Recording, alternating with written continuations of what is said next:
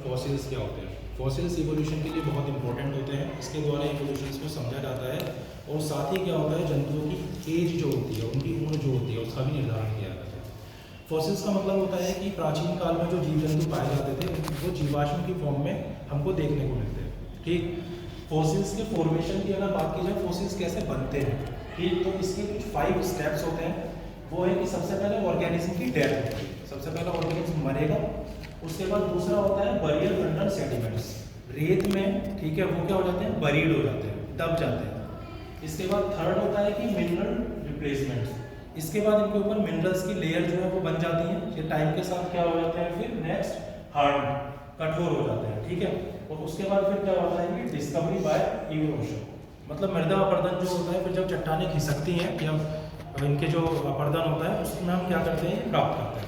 जैसे हमको डायनासोर के फॉसिल्स मिले हैं, ह्यूमन के फॉसिल्स मिले हैं, ठीक, वो सब हम पढ़ते हैं इसमें। अब फॉसिल्स के टाइप्स की अगर बात की जाए तो सबसे पहले आता है बॉडी फॉसिल्स। बॉडी फॉसिल्स का मतलब होता है जिसमें आपको बॉडी दिखाई देती है, बॉडी के पार्ट्स दिखाई देते हैं फॉसिल्स के, इनको हम ट्रू फॉसिल्स बोलते हैं। जैसे उदाहरण के तौर पर हम बोल सकते हैं कि मैमोथ इन आइस, बर्फ में पाए जाने वाले सफेद हाथी होते थे लंबे दांत वाले, उनको बोलते हैं मैमोथ, तो बर्फ में उनके कंकाल हमको देखने को मिले। साथ ही डायनासोर की बोन्स जो है वो हमको देखने को मिली।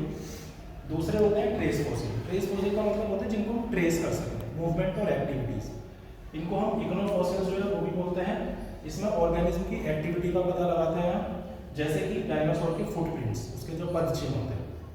Third one is mould and cast fossils, इसमें हम लोग जंतु की चट्टानों के ऊपर जो आकृतियां होती है और उस पर जो मिनरल का डिपोजिशन हो जाता है उसको हम स्टडी करते हैं। फॉर एग्जाम्पल शेल और इम्प्रेशन और रॉक, जो चट्टानों पर हमें इम्प्रेशन आकृतियां जो देखने के लिए मिलती हैं वो हम इसमें पढ़ते हैं।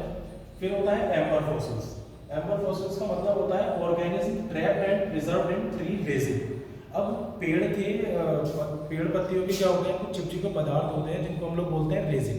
तो क्या होता है कि कुछ इंसेक्ट जो होते हैं उसमें घुस जाते हैं, जिसकी वजह से क्या होता है, उनकी डेड बॉडी हमको रिमेन्स की फॉर्म में देखने को मिलती है।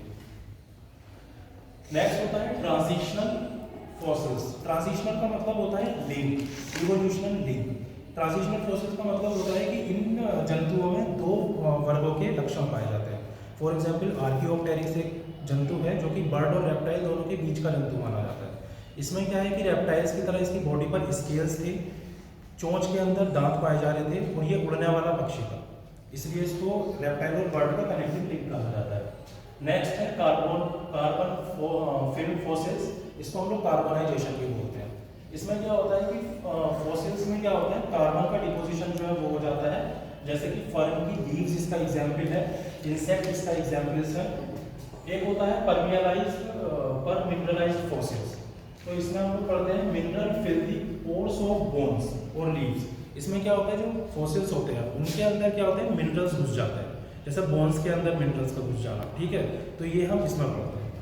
इसके एग्जाम्पल्स थे जैसे कि पेट्रीफाइड वुड जो होती है, ठीक है, प्लांट्स की, वो इसका उदाहरण है।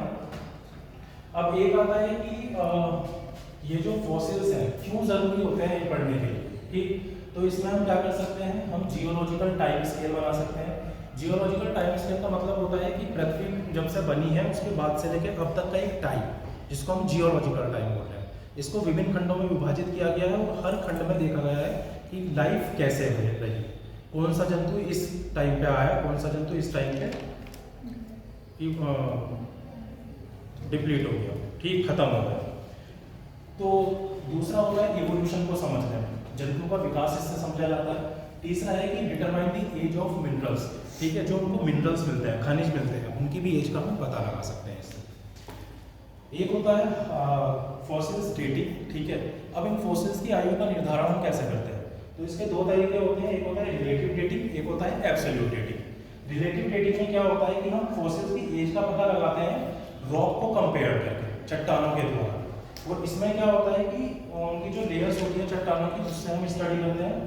ओल्ड रॉक जो होती है, वो पुरानी जो रॉक होगी वो जाहिर सी बात है सबसे नीचे होगी। अगर चट्टानों की परत देखोगे तो सबसे पहले जो नीचे होगी, सबसे नीचे, वो होगी ओल्ड रॉक। सबसे ऊपर जो होगी वो रिसेंट बनी हुई रॉक होगी, रिसेंट की चट्टान होगी, ठीक। दूसरा होता है एब्सोल्यूट डेटिंग। एब्सोल्यूट डेटिंग में क्या होता है, इसमें हम एक्चुअल एज जो है उसका पता लगा सकते हैं, ठीक है, बाय रेडियो एक्टिव डेटिंग के द्वारा, ठीक, रेडियोधर्मी जो तत्व होते हैं उनके द्वारा। अब इसमें क्या है, जैसे कि ये दो टाइप्स की होती है, कार्बन 14 वाली डेटिंग होती है और आर्गन पोटेशियम वाली डेटिंग होती है।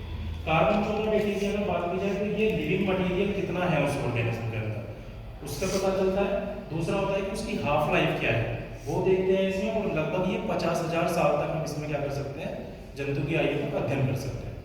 दूसरा जो होता है पोटेशियम आर्गन मेथड, ये क्या होता है, ये बहुत पुराने फोसिल्स जो होते हैं, ओल्ड फोसिल्स, उनका पता लगा सकते हैं, और जैसे कि लाखों करोड़ों वर्ष के फोसिल्स की आयु हम इससे देख सकते हैं। इसमें एक शब्द आता है हाफ लाइफ। हाफ लाइफ क्या होती है, तो वो होता है वो टाइम जो रिक्वायर्ड होता है for substance to radioactive decay. Radioactive substance को डिके होने में जो टाइम लगा है उसको हम लोग बोल रहे हैं हाफ लाइफ। जैसे कि उदाहरण के लिए कार्बन 14 की हाफ लाइफ जो है वो कितनी है, 5730 की। ठीक, तो अल्टीमेटली फोसिल्स क्या है, ये प्रिजर्व रिमेन्स है, ठीक है, जो कि क्या है, और ट्रेसिस हैं ऑर्गेनिज्म जो कि हम इवोल्यूशन के लिए स्टडी करते हैं। ठीक है।